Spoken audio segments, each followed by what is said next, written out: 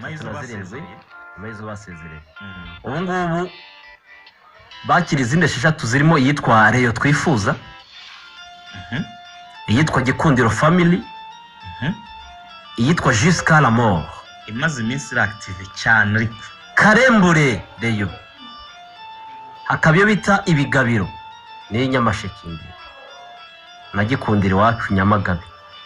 Abayobozi ngira ngo mukanye mu mafoto babonaga president w'ikipe ya Rayon Sport, president w'umuryango wa Reyo ari kumwe n'abahagarariye n'abayobozi b'ayo fan club, bose bari bahari rwose ku munsi wo kwa gatandatu.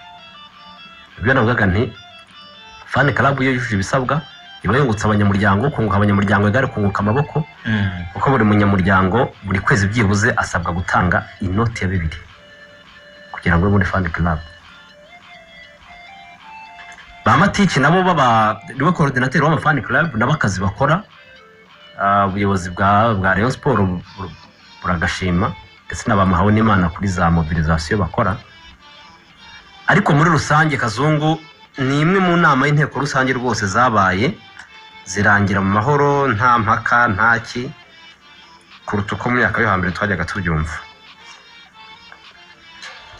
Mbere se ko abaga basakuza gusa batesha umutwe ubuyobozi, bamwe batumwe n'ishyamba cyangwa bakorera mu nyungu z'ishyamba rero kugira ngo bere mu kajagari gusa ntawe bamwe batwereka kuyobora Rayon Sport rugwitangi, ariko kibazo kuki babirwanira nuriho ugasanga barwanira kwitanga, baramuca intege kuki barwanira kwitanga. Za kampanye ziba zikomeye cyane zo muri federation, abantu bagiye guhembwa, ariko kuki bishyirwamo imbaraga z'umurengera nyinshi.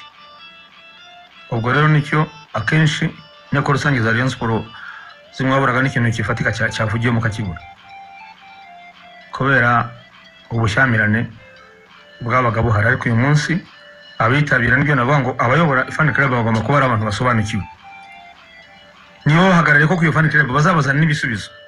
Ibitagenda neza nuko uwagezeyo gena bigeranye n'abadepite, ko buri mudepite ugomba kuba afite ikintu niba ngombwa azabwira ni intumwa za rubanda abamutumye. Ubwo rero agomba abahagarariye kubabwira ibyavuye mu nama n'ibitagenda neza yabashije, cyangwa se bambwira tuzatubariza ibintu. Ni ubu rero no kuvuga ngo uyobora fan club bigiye kugira agaciro cyane, cyangwa bigiye gukomera kurusha uko bashyiragaho ubonetse wese. Ariko turashimira ko kugeza ubu byagenze neza. Turavuga ibi ngibi Stade Amahoro itaruzura, ariko simpamya ko ibi bidasobanutse bizimukira kuri Stade Amahoro. Niba tugakora Rayon Sport ihombera kuri Stade Regional, Stade Kigali pe ijya 8,000, none tugiye kuri Stade 45,000. Ni imibare yivugira amake 5 kuri Stade Amahoro ni miliyoni 225 kuri game imwe, kandi Stade Amahoro izaba imeze nka Uwanja wa Mkapa. Uri Uwanja wa Mkapa ufite ibitego ibice nka 6, bahera kuri 5, 10, 15 gutyo bitewe n'aho abantu bicaye.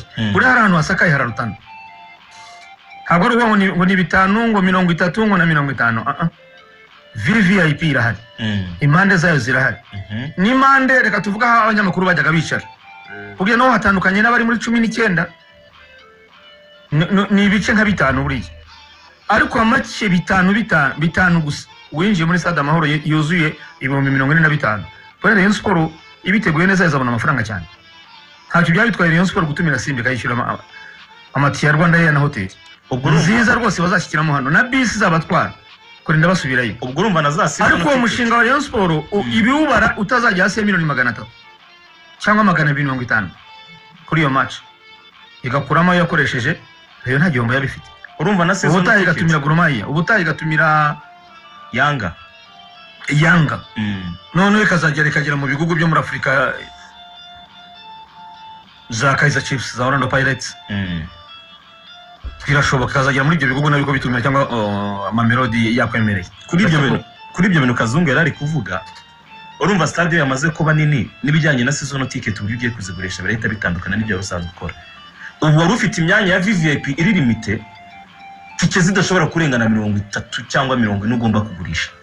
Ariko kugeza hano none stade yamaze kwaguka nini, harimo imyanya irenga 100, harimo imyanya irenga 100. Niba nta kintu ya stade nayo uzayatanga, numva ibintu agomba kugira igisigara kuri demo stade stade iza kuba nini n'ibyo uri buze kwinjiza biraza kwiyongera. na ya sekafa twavuga Kagame Cup niba haragomba kuzajya ndashaka kuri stade iba busy mu mikino cyane cyane mpuzamahanga hari amafaranga azajya asigara ya stade niba habereye sekafa Kagame Cup harasigara Sina Challenge Cup harasigara rero imikino y'inshuti ya Perundi uyikeneye arazajya asigara ya stade ari rero yunguke nayubatse stade nayo agende garuka make make. Confederation Cup na Champions League gutyo. Buri abafana benshi batajya bajya Nyamirambo bambwiye ati rwose kuva stade amahoro yarekera ati ntabwo nava za Kanombe niruka nka Nyamirambo. Buri abantu benshi twabuze Hacking aravuga ati ni ntoya hari abategereje stade amahoro nyine kuyuzura bakagaruka kuri stade.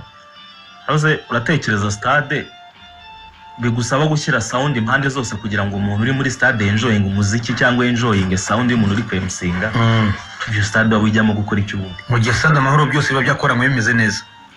Fata nk'iri arena ibyo umuntu uri hasi ku kibuga n'uwicaye handi hejuru bose nuko bose barumva ko muri stade amahoro ngo company izestaramo ibirebana na sound niyo abanyaturukiya nibyo ikora ku isi yose narayibonye nibyo ikora babigize urubango narayibonye kuri bayihaye akazi ko gushyiramo sound birana na sound.